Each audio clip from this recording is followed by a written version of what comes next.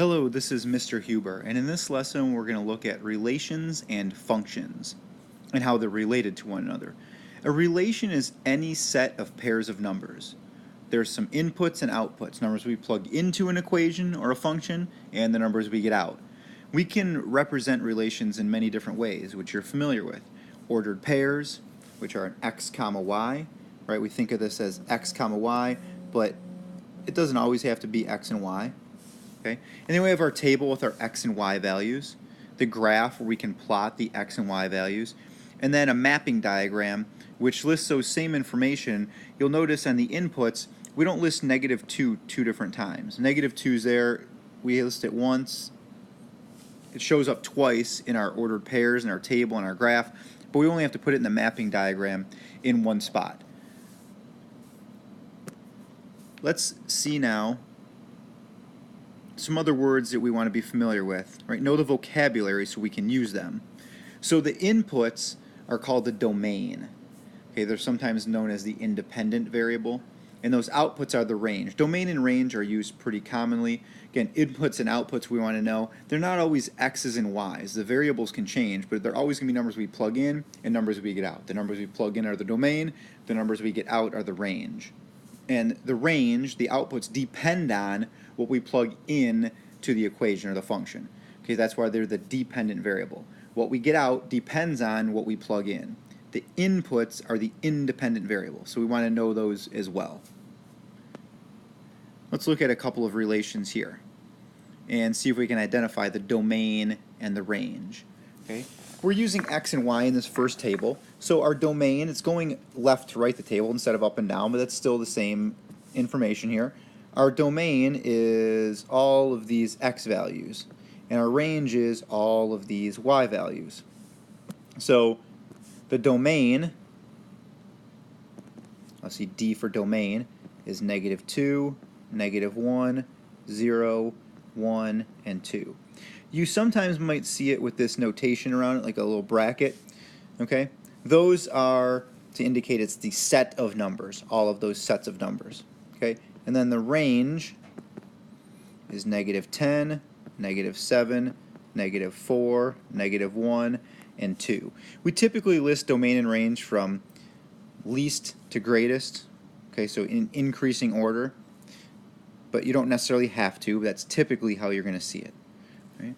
If we look at our mapping diagram over here, okay, in our mapping diagram, the domain is all of those values on the left, which we're plugging into something, and when we plug them in, they're giving us values that are part of our range. So our range is the outputs. Okay? The inputs are on the left here. These are the inputs. We're plugging those numbers into some equation or function, and on the other side we're getting out the outputs. So our domain would be -8, -1, 0, and 15. And our range would be 7 and 9. Okay, when we plug in -1, 0, or 15, we can get out a 9. And we can get a 7 by plugging in a -8 or a 15. Okay, so we can see there's 4 numbers in the input, only 2 in the output. That's okay. That means there's some numbers we're plugging in that are giving us the same outputs. That's acceptable. Now let's talk about the more specific functions. Okay? A function is a type of relation where every input has exactly one output. Very important. Every number that we plug in, every number in the domain, gives us exactly one number in the range. And you can see here, function. It's like a little machine here where we could take something and we could plug it into the function. We do some calculations in here, and then out comes a number.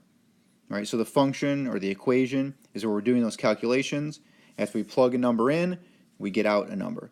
And there's some notation we use for that, which you can see right down here, f of x. That's how we say that. That is how we indicate a function. Okay? So we can write that as f, then parentheses x. We read that as f of x. That's where we're plugging a number for x into the function. The f is whatever the function might be. F of x is essentially like saying a y equals. We can write a function instead of an equation. because we're not always going to use x and y. But we're saying as we plug something in to the function, we're going to get a number out. Okay, whether we're using x, y, or a and b, it doesn't matter what the variables are. That same thing is going to hold true. Plug numbers in, do the calculations, get a number out. So let's look at a couple of options here and determine if these are functions. Okay. Keep in mind, remembering, a function means that every number in the input has exactly one output. So if we look at this first example here, if we plug in a 2, we can get out a 0, or if we plug in a 2, we could get out a 1. So the input 2 has more than one output that goes with it. This is not a function. It's not a function because every input doesn't have exactly one output. The input 2 has two different outputs, so that's not a function. If we look at our next example, okay, if we plug in a 1, we know what we're going to get out, a 0. We plug in a 2, we know what we're going to get out, a 1. We plug in a 3, there's only one output that goes with that.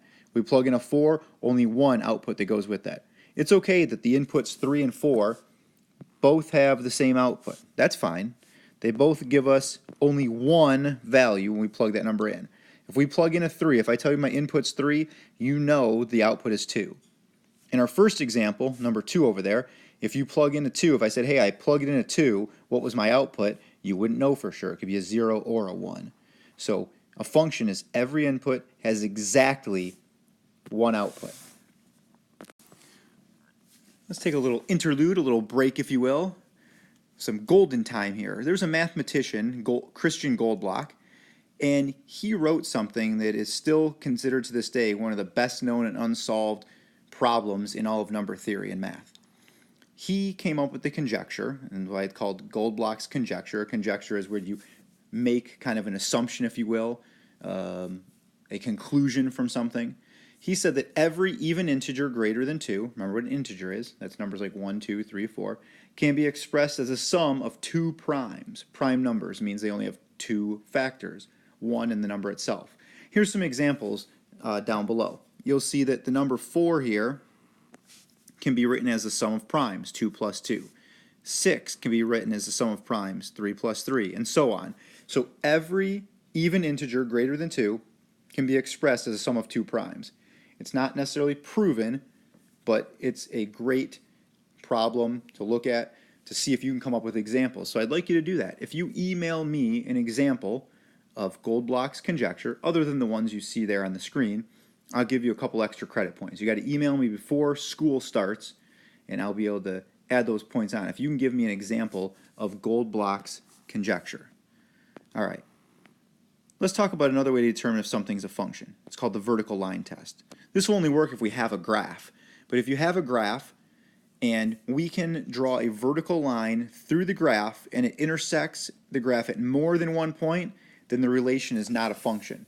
Okay, if we see that first example, okay, we've got this line drawn right down through here. It only intersects the graph at one point, right there. We could draw any vertical line. I don't care where you draw that vertical line. It's only going to have one place where it intersects the graph. Right? Vertical line means straight up and down. So no matter where I put those vertical lines, they'll only intersect the graph one time. That means it's a function. Okay? However, in this next example, if I draw a vertical line here, it intersects, boom, boom, two different places. I've got two different places where that intersects the graph. Think about it this way. If this was on my number, let's say 1, 2, 3, 4. Let's say this was an x value of 4, right? That's our x-axis. If I plugged in a 4, I could get this y value or this y value, right? That input of 4 has two different outputs that go with it. So it's not a function because it does not pass the vertical line test. That vertical line intersects the graph at more than one point. And we can see in our next graph as well, vertical line intersects the graph at more than one point. And you could draw many more there, but as long as there's even just one vertical line that intersects the graph at more than one point, it is not a function. So that's something you can look for to determine if you have a function or not based on if you have a graph, or if you graphed something and looked at it that way. So look for every input having exactly one output. That's how you know that you have a function. Let's look at how we can work with functions. Here, we're going to make a table for this function. F of x equals negative 2x plus 3. With domain -4, 1/2, 1, 5, and 8. So a table, okay, we're going to draw out a table. We're going to have some inputs, okay, x values, and we're going to get out some f of x values. Okay, remember this is just like saying y equals -2x plus 3. And our function here is -2x plus 3. That's where we're going to do our work, right?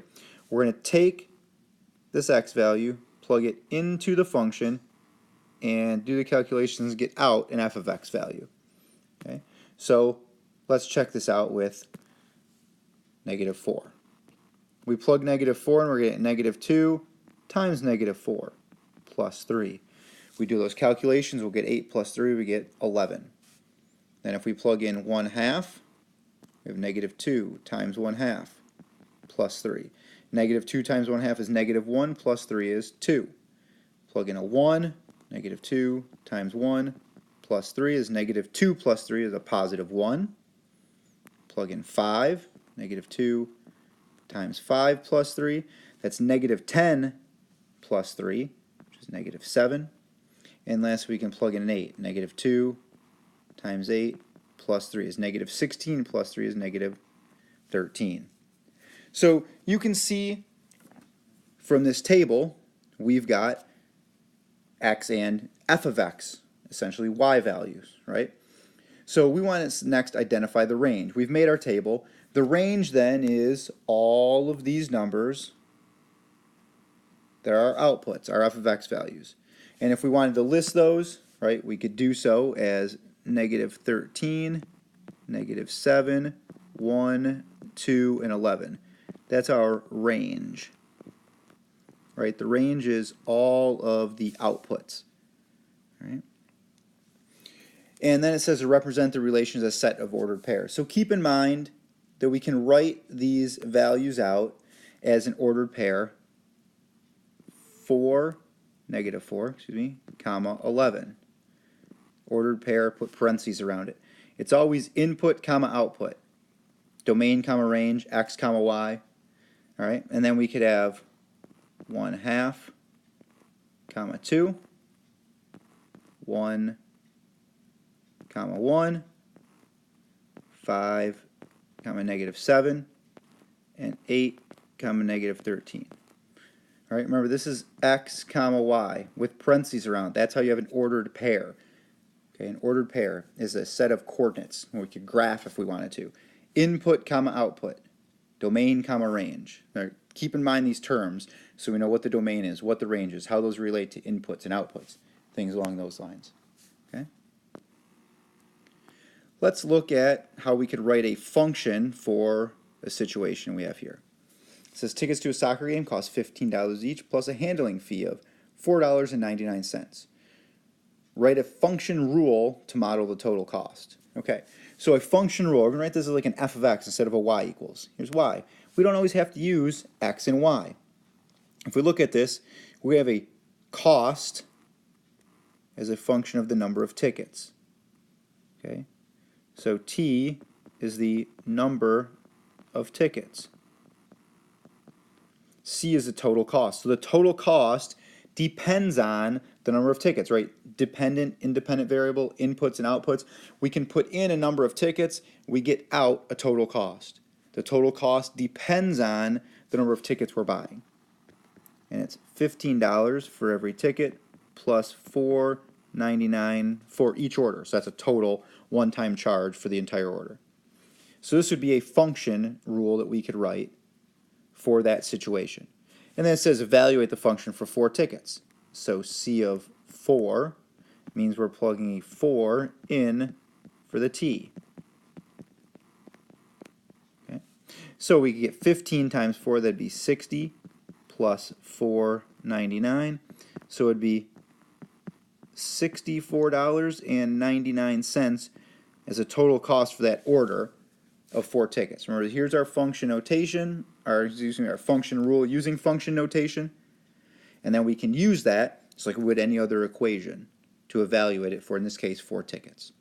All right, so know the vocabulary, how to use it, how they relate to each other, identifying a function, using a function with inputs and outputs, and be good to go from there.